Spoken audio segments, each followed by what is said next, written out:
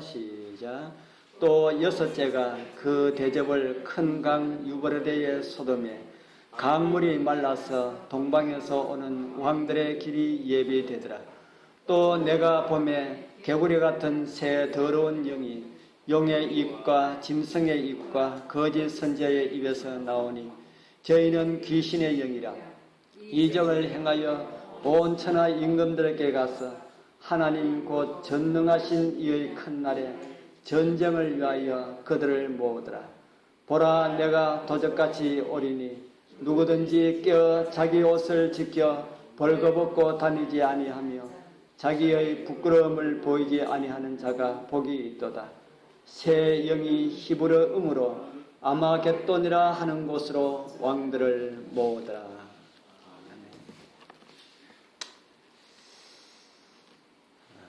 우리 아마겟돈이라고 하는 이야기를 많이 들어보셨지요. 아마겟돈 전쟁이라 하는 그 이야기가 오늘 우리가 읽은 요한계시록 16장 12절에서 16절까지 나오는 말씀 가운데 나오는 그런 내용입니다.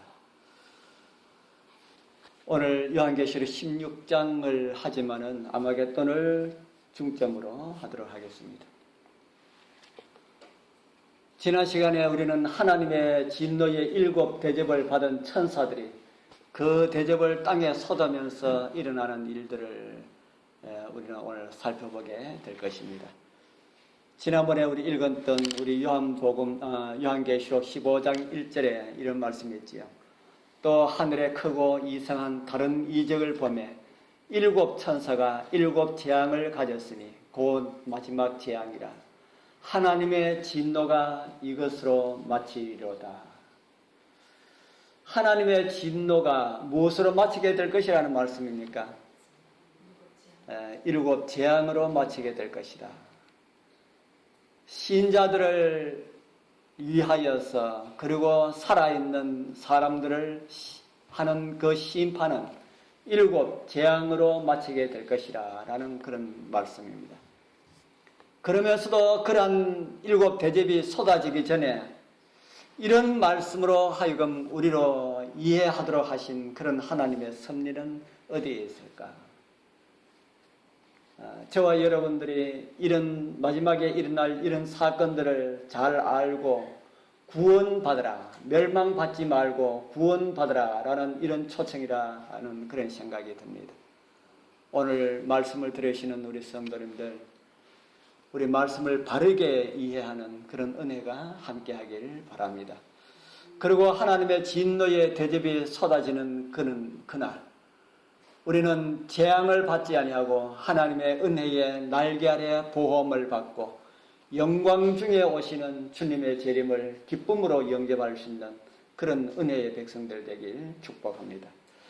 16장에 들어가기 전에 이 재앙들이 언제 내리게 될 것인가 하는 이런 내용들을 조금만 살펴보도록 하겠습니다. 지금 저와 여러분들은 어디쯤 와 있을까? 재앙들은 언제쯤 내릴까? 그런 생각이 들지 않습니까? 우리는 다니엘서 8장이 말하는 긴 예언의 기간인 1844년이 우리 1260년 2300주야의 그 기간이 지난 기간에 살고 있습니까? 그 안에 우리는 살고 있습니까? 이미 1844년에 2300주에 관한 이런 모든 예언들이 다 지나갔습니다. 세상의 마지막을 알리는 중요한 전환점이 되는 이런 작은 뿔의 활동 기간도 끝이 나고 요한계시록 12장에서 언급된 여자의 남은 자손이 나타나므로 세상의 마지막을 준비시킬 하나님의 백성들이 일어나는 그런 시간을 우리는 다 지내왔습니다. 그리고 다시 머리 하나가 상하여 죽게 되었더니 라는 이런 시간도 지났고요. 그 죽게 되었던 상처가 회복된 세력이 또다시 온 세상을 쥐고 호령하는 그런 세상에 오늘 저와 여러분들은 살고 있다 하는 것입니다. 요한계시록 13장 11절의 예언처럼 첫 번째 짐승 앞에서 이적을 행하면서 능력을 행사할 이런 세력도 생겼습니다. 그 세력이 어떤 세력입니까? 첫 번째 짐승 앞에서 능력을 행사할 그런 세력, 미국이라는 나라도 생겼습니다. 그리고 그 준비는 다 이루어졌습니다. 이제 짐승의 우상이 그 두 번째 짐승에게서 짐승의 우상이 세워지게 될 것이다. 그렇게 되면은 두 번째 짐승은 그 우상에게 권세를 주어서 말하게 하는 그런 힘을 실어줄 것이다 하는 겁니다. 그런 힘을 받은 짐승의 우상이 어떻게 할 것이라 그랬습니까? 우리는 요한계시록 13장 15절에서 제가 권세를 받아 그 짐승의 우상에게 생기를 주어 짐승의 우상으로 말하게 하고 또 짐승의 우상에게 경배하지 아니하는 자는 몇이든지 다 죽이게 하더라라는 이런 말씀을 우리는 성경을 통해서 읽어보았습니다. 몇이든지 다 잡아 죽이라는 그런 명령을 내리게 될 것이다. 그때가 되면 신앙의 자유가 사라지고 짐승이 하나님처럼 권세를 부리는 그러한 때에 하나님은 어떻게 하실까? 짐승이 하나님처럼 온 천하를 호령하고 하나님을 믿는 백성들도 억압을 하고 하는 그런 시대에 하나님께서는 무슨 일을 하시고 계실까? 그때에 하나님께서는 당신의 백성들에게 늦은 비라고 하는 성령의 강력한 능력을 주시어서 짐승의 우상의 능력을 이기고 그 가운데 있는 백성들에게 마지막 자비가 아직까지 하나님의 자비가 있는 그런 기별을 전하게 될 것이다 하는 겁니다. 그때에 수많은 사람들이 이 교회 안으로 들어오게 될 것이고 이 교회 안에서 준비되지 못한 이 교회 안에 있는 먼저 믿었던 사람들은 다 떨어져 나가게 될 것이다 라는 이런 참 서글픈 그런 예언을 우리는 말씀을 통해서 이해를 하고 있습니다. 그리고 그렇게 복음이 전해지면 그 일에 분노한 사단은 다니엘서 11장의 예언처럼 하나님의 모든 백성들을 다 도륙하라고 그렇게 하는 사형 명령이 내려지게 될 것입니다. 바벨론에 있는 하나님의 백성들은 양단 간의 선택을 하여야 할 것이다. 그때가 되면은 하나님을 선택하게 될 것인가 아니면은 우상을 선택하게 될 것인가. 그렇게 선택의 기로에 놓여 있는 그들에게 선택이 다 이루어지게 되면은 그러고 난 다음에 은혜의 시기는 끝이 나고 하나님의 자비가 섞이지 않은 일곱 대접은 부어집니다. 그리고 그 재난과 재앙과 그런 모든 일어나는 그런 원인들이 하나님의 계명과 예수의 증거를 가진 자들 때문에 이런 일들이 일어난다. 저들 때문에 하나님께서 진노하셨다. 하나님의 계명을 지키는 자들을 다 없애지 아니하면은 하나님께서는 이 지구를 그냥 두지 아니하실 것이다. 그렇게 해서 하나님의 계명과 예수의 증거를 가진 자들을 다 잡아 도륙하기 위하여서 그들은 하나님의 백성들을 찾기 위하여서 수색하게 될 것이고 하나님의 백성들은 깊은 산중에서 피난처를 찾게 될 것입니다. 우리는 지금 어디쯤 있습니까? 이렇게 우리 앞에 일들이 일어날 때에 우리는 지금 현 주소는 어디쯤 와 있을까? 이런 일들이 지금부터 이루어지는 것을 우리는 눈으로 보게 될 것입니다. 그리고 그 일들이 점점 가까이 오는 것을 우리는 피부로 느끼고 있습니다. 그래서 우리는 사랑하는 가족들에게, 이웃들에게 좋은 감화를 끼치면서 우리가 가지고 있는 말씀들을 부지런히 우리는 전하여야 할 것이다. 그래서 우리가 말할 때에 우리 사랑하는 가족들이 그 말을 들을 수가 있도록 아주 좋은 그런 감화를 끼쳐야 한다는 겁니다. 마지막 때 은혜의 시기가 바로 끝나기 전에 그때는 우리 사랑하는 형제들을 불러드려야 되지 않겠습니까? 지금 말 안 들어도 그때는 어떻게 하더라도 불러드려야 되는데 지금 말 듣지 않으면 그때도 말 듣지 않습니다. 그래서 우리는 그들에게 하나님에 대해서는 조금 이렇게 적게 이야기하더라도 진짜 우리가 저와 여러분들이 하늘 가기 위해서 준비하고 있다는 이런 사실을 그들에게 보여주어야 합니다. 아, 우리 아빠는, 저 사람은, 우리 친구는 진짜 하늘 가기 위하여서 준비하는 것 같아. 이렇게 보여주었을 때에, 그때에, 마지막 때에 우리 사랑하는 가족들에게 이제는 끝이야. 이제는 정말 시간이 없어. 이렇게 할 때에 우리의 말을 듣고, 물론 늦은비 성령의 감동이 있지만은 우리의 아름다웠던 우리의 모습들을 통해서 감동받았던 많은 사람들이 주님 앞으로 돌아오게 될 것이다 하는 이런 일들을 우리는 경험하게 될 것입니다. 오늘 16장에서 가장 이슈가 되는 내용은 아까 우리가 읽었던 아마겟돈입니다. 아마겟돈이 내리기 전에 지상에 많은 재앙들이 내리죠. 요한계시록 16장 1절에 보면은 또 내가 들으니 성전에서 큰 음성이 나서 7 천사에게 말하되 너희는 가서 하나님의 진노의 7 대접을 땅에 쏟으라 하더라. 성전에서 나는 큰 음성을 듣고 대접을 가진 첫째 천사가 대접을 붓는 장면이 2절에 이제 나옵니다. 첫째 재앙은 어디에 부어진다 그럽니까? 첫째 재앙은 어디에 부어진다 그럽니까? 땅에 쏟음에, 첫째 재앙을 땅에 쏟으니까 악하고 독한 헌대가 누구에게 나더라 그랬습니까? 짐승의 표를 받은 사람들과 그 우상에게 경배하는 자들에게 나더라. 그래서 하나님의 계명과 예수의 증거를 가지지 아니하는 사람들 모두에게 다 난다는 말입니다. 여기에 보면은 짐승의 표와 그 우상에게 경배하지 아니하는 자들 그러면은 모든 사람들 다 포함되어 있습니다. 그들에게 나더라. 그리고 난 다음에 둘째 천사는 그 대접을 또 이제는 어디에 붓습니까? 둘째가 그 대접을 어디에 붓는다 그럽니까? 예, 바다에 붓는다. 바다에 부으니까 바다의 모든 생물이 다 죽습니다. 그래서 우리 주님 오실 때는 이 지상에는 생물은 하나도 남지 않습니다. 바다의 생물은 이때 다 죽어버리고요. 바다 위에 있는 숨쉬는 존재들은 언제 다 죽습니까?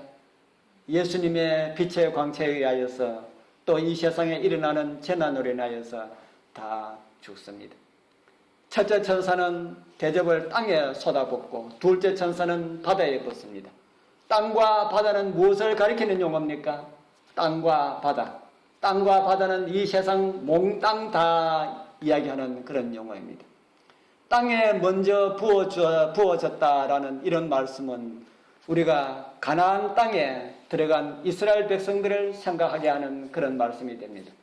하나님께서 왜 이스라엘 나라에게 가나안 땅을 주시겠다고 하셨습니까?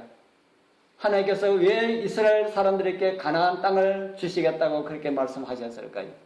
이스라엘 나라 사람들이 잘해서 주시겠다 했습니까? 잘해서 주시겠다고 했습니까? 레위기 18장 25절에 이스라엘 나라 사람들에게 가나안 땅을 주겠다고 한 그 이유가 레위기 18장 25절에 이렇게 기록을 하고 있습니다. 우리 같이 한번 읽어보겠습니다. 그 땅도 시작. 그 땅도 더러워졌으므로 내가 그 악을 인하여 벌하고 그 땅도 스스로 그 거민을 토하여 내느니라. 가나안 사람들이 너무 악하기 때문에 그 땅이 가나안 사람을 그냥 두지를 못해가지고 그래서 하나님께서 그 사람들을 멸하고 이스라엘 나라로 하여금 주겠다 그렇게 말씀을 하셨습니다. 그때의 가나안 땅처럼 오늘날 세상이 그러하다. 아직 성령께서 억제하시는 손길이 있기 때문에 이 땅은 그래도 이만큼 버티고 있습니다. 그런데 마지막 주님 성소봉사 마치시고 이 땅을 제하하는 성령의 기운이 다 거두어진다면 이 땅이 어떻게 될까? 사람들의 악한 모습은 어떻게 될까요? 그 사람이 악을 행할 수 있는 최고도에 도달하게 될 것입니다. 사단은 그들을 해롭게 하기 위하여서 어떻게 할까요? 사단은 이 지상에 자기를 추종하는 사람들을 해롭게 하기 위하여서 어떻게 할까요? 이제는 성령의 역사도 없고 사단을 제어하는 바람 잡는 천사도 없고 사단으로 하여금 제멋대로 하도록 이렇게 내버려 둔다면 어떤 일이 벌어질까? 마치 광야에서 하나님의 손길이 거두어졌을 때 뭐가 나타났습니까? 불뱀이 나타나서 이스라엘 백성들을 해롭게 한 것처럼 하나님의 개입이 없어도 재앙으로 이 땅을 치지 않아도 이 땅은 그대로 멸망하게 될 것이다 라는 그런 사실들을 우리는 성경을 통해서 이해하게 됩니다. 그런데 그때 내려지는 하나님의 진노의 포도주는 악인들의 손을 제어하기 위한 것이 될 것이다. 그런 것이 없었다면 어떻게 되었을까요? 악인들은 더 빨리 누구를 잡아 죽이려 할까요?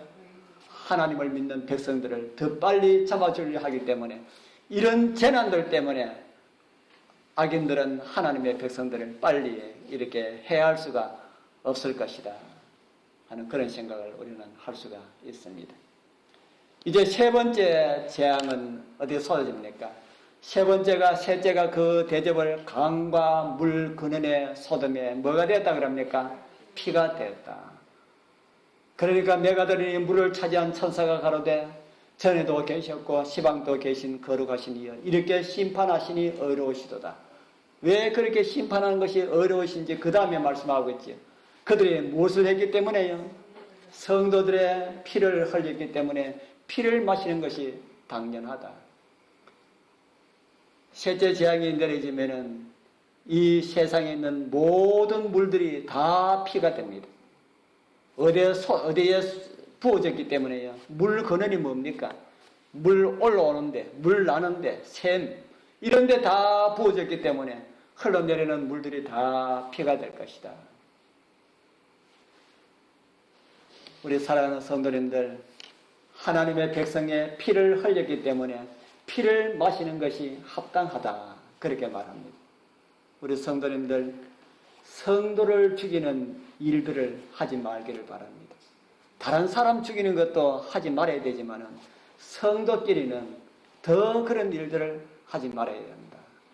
총과 칼로 죽이는 것만 죽이는 것이 아니지요.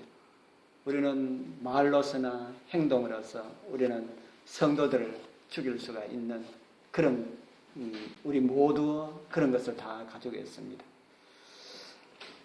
넷째 재앙은 또 무엇입니까? 넷째 재앙은 그 대접을 해에 쏟으니까 해가 권세를 받아서 어떻게 한다 그럽니까?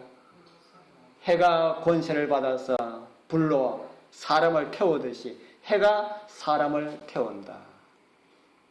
만약 이 재앙이 전 세계에 동시에 내려지면 이 세상 사람들이 다 타서 죽어 없어질 것이다. 그렇게 말합니다. 그러나 해가 뜨는 곳이 있고 해가 지는 곳이 있고 밤이 있고 하기 때문에 이 재앙은 부분적으로 이루어지기 때문에 이 지상에 있는 모든 사람들에게 다 그런 일들이 이루어지지 않기 때문에 다 멸망을 그때 피할 수가 있습니다. 이제 다섯째 재앙은 어떤 재앙일까요? 다섯째 재앙은 어디에 쏟아진다 그럽니까? 예, 다섯째 재앙은 짐승의 보호자에 쏟으니 그 나라가 곧 어두워지며 사람들이 아파서 자기 해를 깨물고 어두워지는데 왜 아플까요? 어두워지는데 그 어두움은 어떤 어두움이 아닙니까? 이 어두움은 오늘날 밤과 같은 어두움이 아닙니다. 우리 여러분들 환자들이 몸이 많이 아픈 환자들이 언제 많이 죽는지 혹시 아십니까? 몸이 많이 아픈 환자들이 저도 병원에 가서 들었습니다. 제가 아는 게 아니고 12시에서 2시 사이에 사람들이 많이 죽는다고 그러더라고요. 아픈 사람들. 그 왜 그러냐 하니까 그때에 밤에 어두운 기운이 가장 강할 때라고 하는 이야기를 들었습니다. 어두움이 무슨 기운이 있습니까? 어두움이 무슨 무게가 있습니까? 우리가 볼 때는 아무것도 없는 거잖아요. 아무것도 없는 것 같은데 어두움이 굉장한 무게가 있답니다. 어두움이 이렇게 짓누르는 이런 어떤 것이 있다는 겁니다. 그렇기 때문에 우리 다섯째 대접이 짐승의 보호자에 쏟을 때에 그때에 어두워지는 그 어두움은 어떤 어둠이겠습니까? 오늘날 해가 어두워지는 이런 어둠이 아니고 엄청난 합이 가해지는 이런 어둠이다. 밖에 사람이 마음대로 다닐 수가 없는, 그러니까 얼마나 그 어둠으로 인하여서 아픈지 사람들이 아픔으로 인하여서 뭐 한다 그럽니까? 자기 혀를 깨문다. 얼마나 아프면은 자기 혀를 깨문다. 그러면서도 뭐 하더라 그럽니까? 11절에 보면은 그러면서도 하나님을 해방한다. 마음이 화인 맞고 하나님의 성령이 떠나버리면은 이렇게 된다 하는 모습들을 우리가 보게 됩니다. 그 다음에 여섯째 재앙이 이제 일어나는데요. 이 여섯째 재앙은 말씀드린 것처럼 아마겟돈 전쟁입니다. 아마겟돈 전쟁을 세 가지로 요약이 됩니다. 그 첫 번째가 개구리 같은 새 더러운 영의 실체입니다. 16장 13절에 보면은 또 내가 봄에 개구리 같은 새 더러운 영이 어디서 나온다 그럽니까? 용의 입과 짐승의 입과 거짓 선자의 입에서 나오니, 용과 짐승과 거짓 선자 이 세 단체의 실체가 드러납니다. 실체가 뭐라는 겁니까? 이 세 단체의 용과 짐승과 거짓 선자의 실체가 뭐라고 하는 겁니까? 거짓 영이다. 이 삼중연합을 우리는 이미 요한계시록 13장에서 확인한 바 있습니다. 용이 짐승에게 무엇을 주었다 그럽니까? 용이 짐승에게 권세를 주었다. 다시 이 짐승은 또 누구에게 권세를 줍니까? 이 짐승은 누구에게 권세를 줍니까? 이 짐승은 또 그 다음에 둘째 짐승에게 권세를 주고 그 짐승은 짐승의 우상에게 또다시 권세를 줍니다. 그래서 용이 짐승에게 권세를 주고 짐승이 짐승의 우상에게 권세를 주고 이 삼중 연합이 이미 형성되어 있음을 오늘 우리에게 보여줍니다.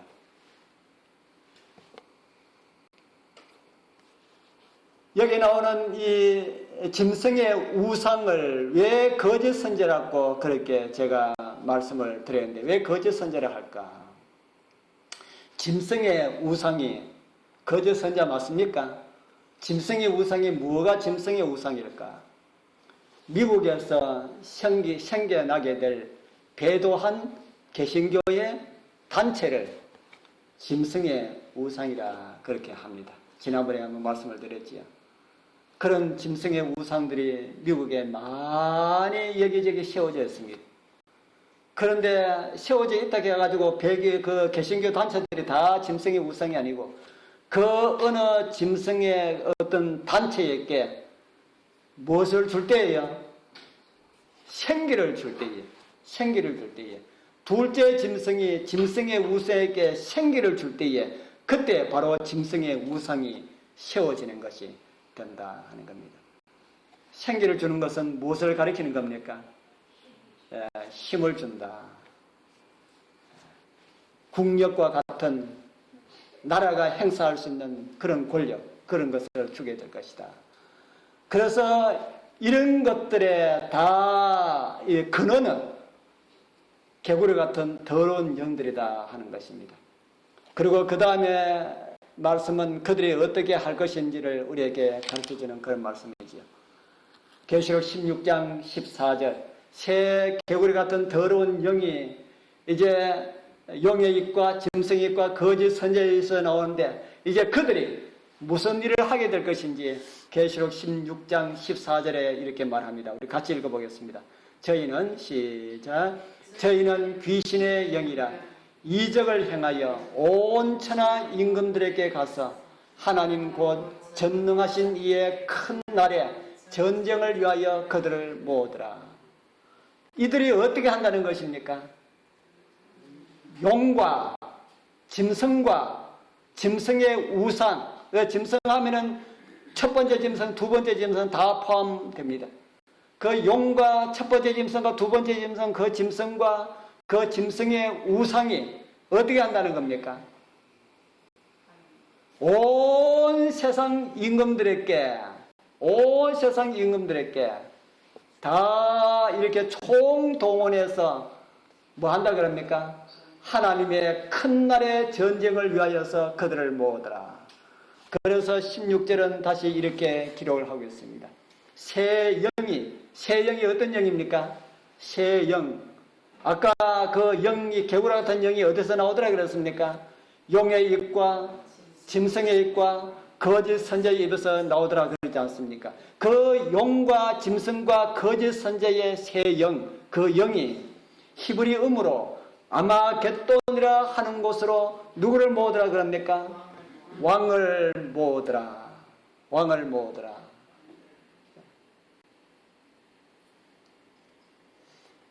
그 영들은, 새 개구리 같은 새 더러운 영들은 어디서 짐승의 우상에게 권세를 줍니까? 권세를 주는 장소가 어디입니까? 미국이지요.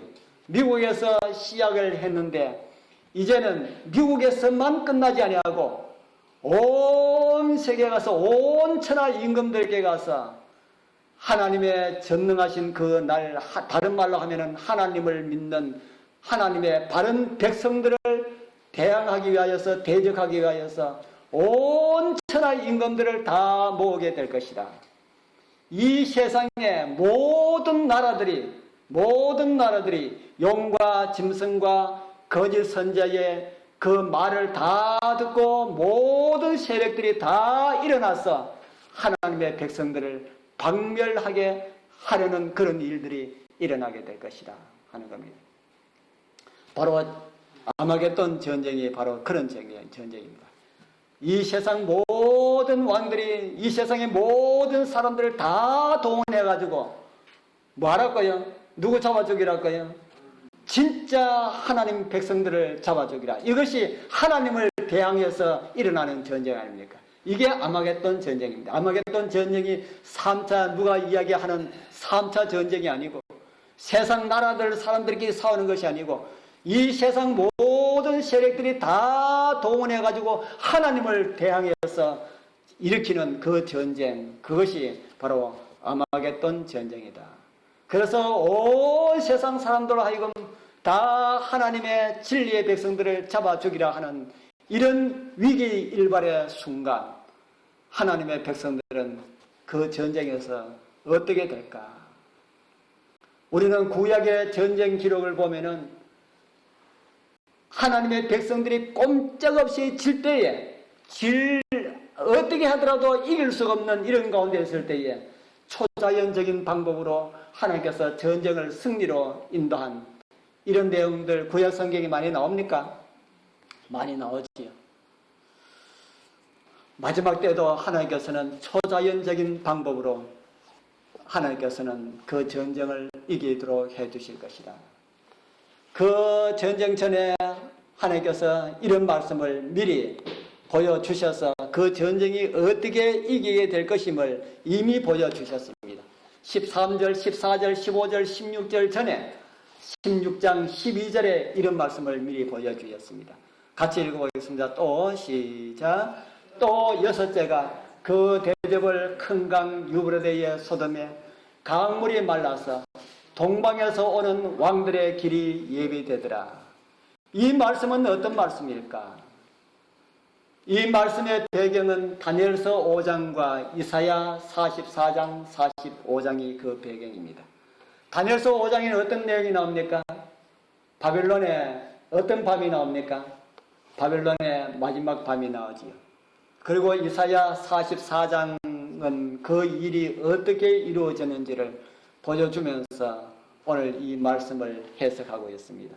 이사야 44장 22절, 27절, 28절에 있는 말씀을 우리 같이 읽어보겠습니다. 기품에 시작. 기품에 대하여는 이르기를 말하라. 내가 내 강물들을 마르게 하리라 하며 고레스에 대하여는 이르기를 그는 나의 목자라. 나의 모든 기쁨을 성취하리라 하며 예루살렘에 대하여는 이르기를 중건되리라 하며 성전에 대하여는 이르기를 내 기초가 세움이 되리라 하는 자니라. 아멘. 인터넷에 고레스가 어떻게 이스라엘 백성들을 고향으로 돌아가서 성전을 건축하라는 이런 명령을 내렸을까라는 그런 질문이 있더라고요. 그래서 제가 그 질문에 뭐라고 답했냐면은, 고레스가 바빌론을 침략해서 멸망시킬 때에 다니엘이 고레스를 찾아갔을 것이다. 고레스를 찾아갈 때에 다니엘은 그냥 가지 아니하고 손에 무언가를 들고 갔을 것이다. 뭘 들고 갔겠습니까? 성경. 무슨 성경요? 이사야 44장 27절과 28절, 이사야 45장 1절 2절이 기록된 성경을 들고 갔을 거예요. 그래서 왕이시여, 왕과 면담이 있습니다. 누구냐? 고레스가 바빌론에 어떤 사업을 하는 것을 알면은 면담을 시켜주겠습니까? 들어보내라. 고레스 왕을 만났을 때 고레스 왕이시여, 하나님께서 당신을 부르십니다. 그게 무슨 소리냐 할 때에 구약 성경을 펴줍니다. 나 요한은 나의 기름 부음을 받은 자 고레스의 손을 잡고 하는 말씀이 이사야 45장 2절인가 나옵니다. 그 말씀 보고 고레스가 어떻게 했을까요? 얼마나 놀랐을까요? 고레스가 태어나기 약 200년 전에 이미 이사야를 통해 가지고 사람 이름까지 들먹이면서 이렇게 말씀하셨는데, 내가 어떻게 이스라엘 해방을 시키지 않겠는가? 그래서 명령이 내려졌을 것이다 하고 제가 그렇게 답을 했습니다. 동방에서 오는 이 고레스가 바벨론을 무너뜨리고 이스라엘을 구원할 것이다 라는 말씀이 이사야 44장 27절과 28절에 있는 그런 내용입니다. 그런데 바벨론은 우리가 알다시피 철옹성입니다. 성벽도 아주 견고하였고요. 여기에 올려놨는데 성벽 두께가 몇 메다라 그랬습니까? 성벽 두께가 6m에서 7m. 위에 옛날 마차가 2대 왔다 갔다 할 정도로 그만큼 두꺼운 그런 벽인데 높이가 10m에서 20m. 그것도 성벽이, 그런 성벽이 2개 있습니다. 외벽이 있고 안에 내벽이 있고, 그 쳐들어갈 수가 없습니다. 어떻게 하다가 성벽 하나를 넘어가지고 그 안에 들어가 버리면 완전히 도가래든 쥐가 되어서 어떤 군대도 점령할 수가 없습니다. 그런데다가 그런 성인데다가 성벽 가로는 강물이 흐르고 있습니다. 그 가운데로, 바빌론 한가운데로 유브라데스 강이 흐르고 있는데 그 강물을 바빌론 나라에서 삥 둘러 강을 파가지고 바빌론 나라가 이 강 가운데, 그래서 음녀가 물 위에 있다고 그러죠. 요한계시록 우리 보면 음녀가 물 위에 앉은 음녀, 바빌론 성이 물 위에 있는 것처럼 어떤 세력도 이 바벨론을 침략할 수가 없었습니다. 그리고 안에 식량은 몇 년분에 있었습니까? 20년분이 안에 식량이 저장되어 있었어요. 어떤 세력도 안에서 가만히 있으면은 아무도 못 쳐들어오고, 오래 한 1년, 2년 진치고 있다가 다 돌아가고 하는데, 누가 그 일을 해냈습니까? 고레스가 그 일을 해냈다는 겁니다. 저 위에 올라가서 유프라테스 강을 막아버렸습니다. 막아버리고 강물을 다른 곳으로 흘러가도록 그렇게 해버렸다. 하나님께서 이스라엘을 해방시키기 위해서 쓰신 그런 종이기 때문에 그런 머리가 나왔겠죠. 강물 줄기 돌리는 그런 생각을 어떻게 했겠습니까? 그래서 강물이 흘러오는 것이 그쳐버리니까 강물이 있던 그것은 뭐가 되어버렸습니까? 아주 거대한 통로가 되어버렸지요. 그래서 쉽게 들어가서 술 먹고 도저히 쳐들어오지 못할 것이라고 하던 그 나라에 술 먹고 술 취해 있는 그 군인들 힘들이지 아니하고 다 제압할 수가 있었지요. 그처럼 바빌론이 그렇게 무너진 것처럼 아마겟돈도, 이 지상도, 지구성도 그렇게 멸망하게 될 것이다 라는 이런 사실들을 우리에게 보여주는 것입니다. 고레스 앞에서 유프라데스 강이 말랐던 것처럼 6째 천사가 대접을 유프라데 강에 쏟으니까 강물이 어떻게 됐다 그랬습니까? 아까 우리 읽어본 말씀에 보면 강물이 어떻게 됐다 그랬습니까? 강물이 말랐다 그랬지요. 우리 고레스에는 그 강물 말랐는데 마지막 때에는 강물이 무엇일까? 마지막 때는 요한계시록의 유프라데스 강은 좀 다른 강입니다.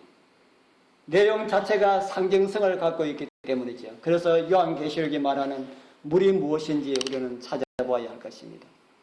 요한계시록 17장 15절에 보면은 또 천사가 내게 말하되 내가 본 바 음녀에 앉은 물은 그랬죠. 아까 제가 물 위에 바벨론이 있었던 것처럼 음녀가 앉아있는 그 물은 무엇을 상징한다 그럽니까?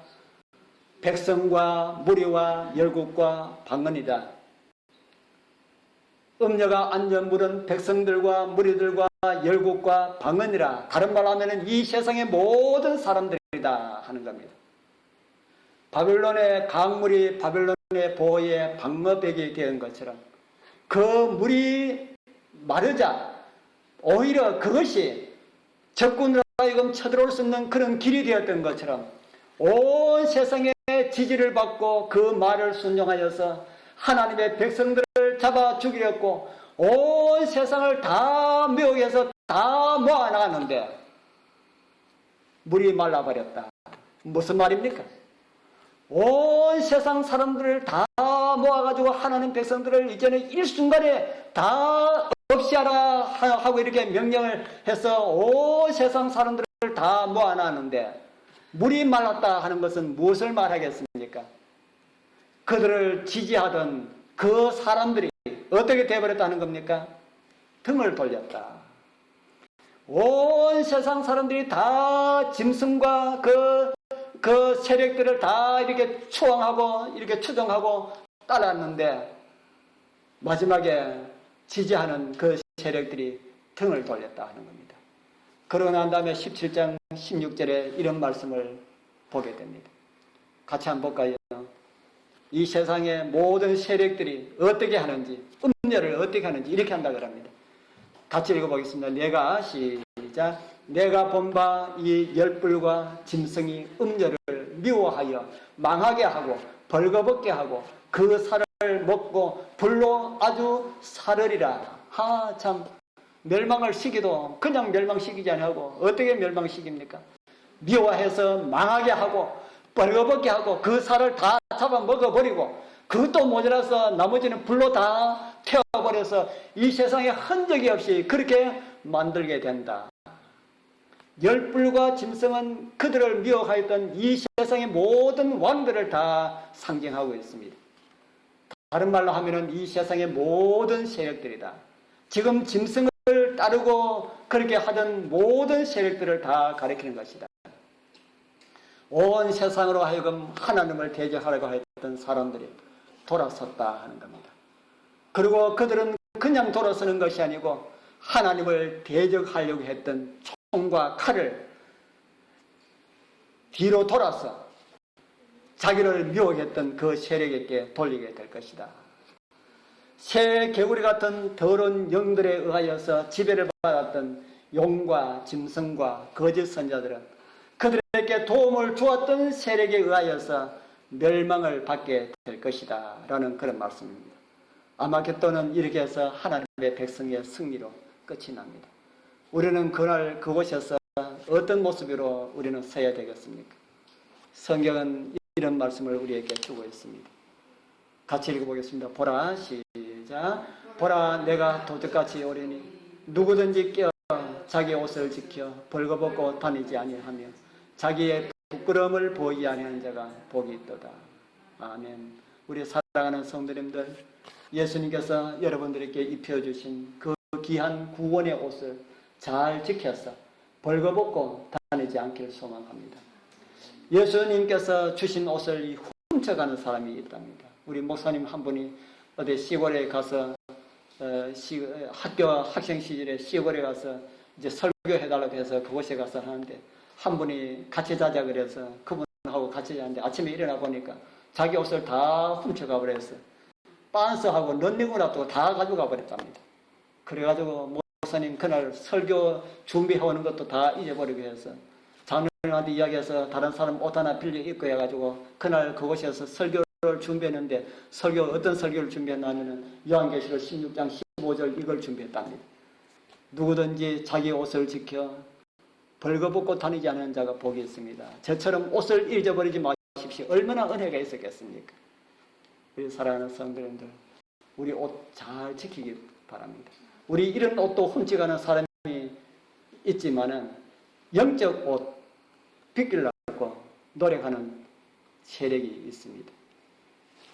우리 마지막 재앙이 하나 더 남아있지요. 이렇게 이런 일이 일어나는데 그냥 그대로 끝나지 않고 재앙이 하나 더 있습니다.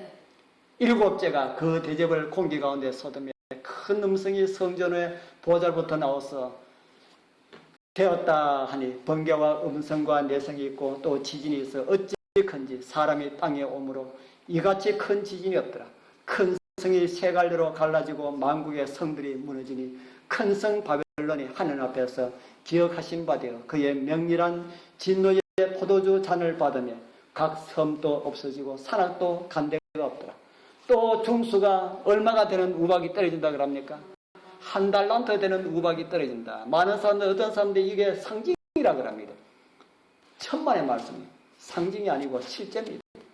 7 재앙들이 다 그렇게 이루어진 것처럼 마지막 7째 재앙도 30km 이상이 되는 그런 진짜 그런 우박이 떨어지게 될 것이다. 제가 지난번에 해성이 하나, 지체만한 해성이 하나 땅에 떨어지면 어떻게 될 거라 그랬습니까? 지구는 망한다 그랬지요. 지구는 망한다. 그런데 지체만한 거 한 개가 아니지만은 30km 이상 되는 우박이 한 덩어리가 아니라 그것이 비 오듯이 쏟아진다면은 이 땅이 어떻게 될까? 이 땅에 남아나는 거 하나도 없습니다.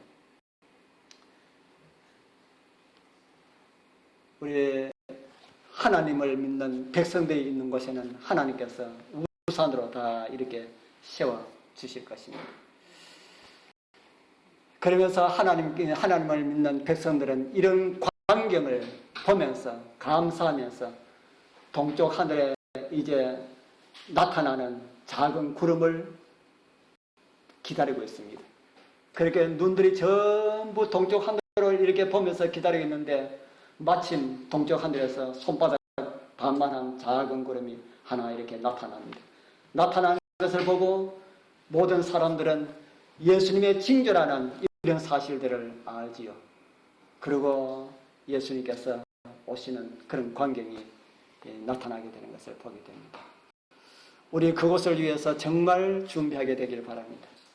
우리 주님 맞이해서 하늘 유리바닷가 그 승리의 노래 부르는 그 장소에 우리 사랑하는 우리 성도님들, 우리 사랑하는 우리 가족들 꼭 함께 그곳에 가기 위해서 같이 기도하고 같이 노력하고 그랬다가 우리 사랑하는 가족들과 함께 그곳에 꼭 참여할 수 있는 은혜가 저와 여러분들과 함께 하기를 바랍니다.